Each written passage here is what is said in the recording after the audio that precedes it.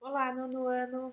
Hoje a nossa aula de redação é na apostila 3, módulo 31, o texto dissertativo Discussão de Ideias. Nós vamos relembrar a importância das competências linguísticas, que são a leitura, a escrita e a fala. Elas são essenciais para um bom desempenho escolar e em todas as profissões. Também vamos relembrar que a informática, ela não eliminou o uso do texto escrito. Muito pelo contrário, ela o acentuou, ela universalizou o texto escrito. Porque hoje, quase em todas as atividades, se trabalha com computador e a comunicação entre os profissionais é cada vez mais feita por meio da escrita. Aonde? Nos e-mails, nos chats, nos relatórios, nos memorandos, projetos, orçamentos. Então vamos lá? Então, pessoal, lá na página 70, nós já começamos com um texto que vai nos mostrar o índice de analfabetismo no Brasil. E ele mostra que esse índice é altíssimo. Cerca de 11 milhões de pessoas acima de 15 anos não sabem ler e nem escrever. E a discussão que vai rolar, né, nesse texto, ela fica ainda mais preocupante quando a gente considera que parte das pessoas alfabetizadas, elas são analfabetos funcionais. O que são esses analfabetos funcionais? São pessoas que não dominam de fato o português e a matemática. Então vamos ao texto. Só 8% dos brasileiros sabem se expressar plenamente. Diz pesquisa Analfabetos Funcionais, são 27% da população. De acordo com o levantamento Rio, uma pesquisa revela que apenas 8% dos brasileiros entre 15 e 64 anos são capazes de se expressar e de compreender plenamente, ou seja, só essa pequena parcela domina de fato o português e a matemática. Segundo o estudo de analfabetismo no mundo do trabalho, uma parceria do Instituto Paulo Negreiro, IPM, e a ONG Ação Educativa, a população tem 27% de analfabetos funcionais. Nessa faixa etária, a pesquisa que busca aprimorar os dados do Índice Nacional de Alfabetismo, INAF, separa a população em 5 grupos: analfabeto, rudimentar, elementar, intermediário e proeficiente. Apenas 8% chegam a este último. Alguém proficiente é capaz de entender e elaborar textos de diferentes tipos, como mensagens, um e-mail, descrições, um verbete de Wikipédia ou argumentação, como os editoriais de jornal ou artigos de opinião, além de ser capaz de opinar sobre o posicionamento ou estilo do autor do texto. É também apto a interpretar tabelas e gráficos. Idealmente, os estudantes que completam o ensino médio, tendo um total de 12 anos de escolaridade, deveriam chegar a esse nível, mas apenas 9% dos concluintes conseguem. Os problemas em relação a isso afetam a economia do país, como destaca Ana Lúcia Lima, diretora executiva do IPM. O Brasil não tem sido capaz de garantir oportunidades de acesso a uma educação de qualidade a todas as crianças e jovens e, em consequência, depara-se com limitações significativas na formação da população acima de 25 anos, principal força produtiva no país. Mesmo no caso da geração mais nova, entre 15 e 24 anos, que tem mais escolaridade, é preciso avançar nos níveis de aprendizagem para fortalecer o desenvolvimento social e a produtividade e capacidade de inovação de nossa economia. O estudo mostra também que o maior grupo entre os brasileiros é o elementar, com 42%, são parte da faixa mais baixa dos alfabetizados funcionalmente. Eles são capazes de interpretar textos e números em certas condições, não muito grandes, e envolvendo especialmente a sua realidade doméstico-social. Não são analfabetos funcionais, operam em sociedade pelo português e pela matemática, mas também não são um nível capaz de se comunicar escrevendo. No conjunto, foram entrevistadas 2.002 pessoas entre 15 e 64 anos de idade, residentes em zonas urbanas e rurais de todas as regiões do país. Atividade oral. Segundo o texto, em que nível o concluinte do ensino médio deveria estar, considerando a classificação utilizada na pesquisa? Terminando o ensino fundamental, em que nível você se classifica? Por quê? Ao finalizar o ensino médio, ele deveria estar apto ao trabalho. E considerando que em quase todas as áreas de atividade, como eu disse no início da aula, se trabalha com computador, a comunicação entre os profissionais é cada vez mais feita por meio do quê? Da linguagem escrita. Como eu disse, por e-mails, chats, relatórios, memorandos, projetos, orçamentos. Então, ele deveria ter o domínio da linguagem, leitura, fala e escrita. No caso de vocês, ao finalizar o ensino fundamental, que nível que você pode se classificar? Você pode se classificar como um proficiente. Por quê? Porque você é capaz de elaborar textos de diferentes tipos, mensagens, descrições, um verbete, uma argumentação, é capaz de produzir um editorial, um artigo de opinião, além de ser capaz de opinar sobre posicionamento ou estilo de autor de textos. E você também é apto a interpretar tabelas e gráficos. Leitura. Durante a leitura, sublinhem palavras e frases que traduzem a ideia núcleo de cada parágrafo do texto. E após a leitura, leiam em silêncio a sequência de trechos sublinhados, procurando aprender por meio deles o sentido geral do texto. Então, eu já deixei aqui sublinhado as ideias núcleos para vocês. Analfabetismo no século XXI. Nos 200 anos da independência do Brasil, ainda seremos um país com quase 12 milhões de analfabetos, com carteirinha expedida pelo Instituto Brasileiro de Geografia e Estatística IBGE. Algo em torno de 7,2% da população com 15 anos ou mais. Em mais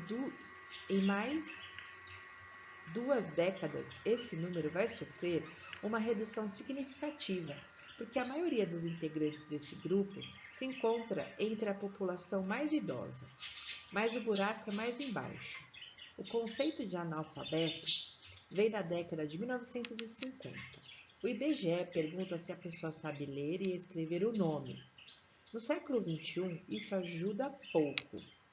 Essa é uma excelente oportunidade para refletirmos sobre o nosso problema da alfabetização. No Brasil, o termo e o tema da alfabetização provocam batalhas ideológicas campais, mas pouca ação efetiva. Nesse artigo, trato de 3 aspectos do tema: o sentido original do termo alfabetizar, o fenômeno brasileiro do analfabetismo escolar e as consequências de ser alfabetizado. Usaremos os dados do Programa Internacional de Avaliação de Alunos, o PISA, como pano de fundo. Alfabetizar refere-se à capacidade de usar o código alfabético para ler e escrever.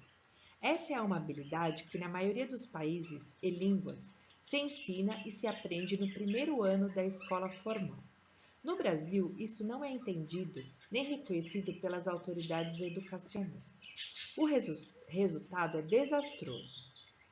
Num teste aplicado recentemente a alunos dos 3 primeiros anos de um município com cerca de 150 mil habitantes e nota média na prova Brasil, apenas 22%, 56%, 78% dos alunos foram capazes de fazer um ditado e escrever frases simples ao final do primeiro, do segundo e do terceiro anos, respectivamente. Não houve consistência alguma nos resultados dentro das escolas ou entre escolas, o que mostra as consequências de deixar a responsabilidade pelo assunto a critério de cada secretaria, escola ou professor. A alfabetização funcional é um segundo conceito importante, mas seu significado varia em cada contexto. Um aluno pode ser considerado analfabeto funcional se não for capaz de copiar rápida e corretamente um texto do quadro ao iniciar o segundo ano escolar. Um cidadão comum é considerado analfabeto funcional se não entender o que lê na coluna de pequenos anúncios de um jornal. Por esse último critério, quase 70% dos brasileiros com mais de 15 anos são analfabetos funcionais. E os menores de 15 anos são analfabetos escolarizados. Um neologismo genuinamente nacional. O terceiro conceito é fornecido pelo PISA, que distingue 8 níveis de compreensão de leitura. Os 4 primeiros níveis do PISA, 1A, 1B e 2, significam que o aluno não é capaz de fazer sentido elementar a partir do que ele lê. No melhor caso, foi apenas alfabetizado. Em média, 20% dos alunos dos países da Organização para a Cooperação e Desenvolvimento Econômico encontram-se nesse nível ou abaixo dele. O índice do Brasil em 2015 era de 58%, ou seja, esses brasileiros e milhões de outros que concluem ensino médio a cada ano serão analfabetos funcionais pelo resto de sua vida. É pouco provável que uma sociedade que não consegue alfabetizar adequadamente os alunos dentro da escola ao longo de mais de 10 anos de vida escolar seja capaz de fazê-lo em programas emergenciais ou arranjos com alto teor de demagogia. A outra ponta dos dados do PISA revela que apenas 8% dos brasileiros escolarizados se encontram no nível 4 ou acima. Quer dizer, têm condições básicas para compreender o que leem e exercitar algum grau de raciocínio crítico. Esse é o Brasil, independentemente da definição de alfabetização adotada. São poucos os cidadãos preparados para ler, entender o sentido do que leem e, a partir daí, exercitar o espírito crítico. José Moraes, um dos mais notáveis especialistas no tema, observa que o termo literacia, usado em Portugal, designa um conceito duplo: a capacidade de leitura e escrita, mas também o que essa capacidade produz.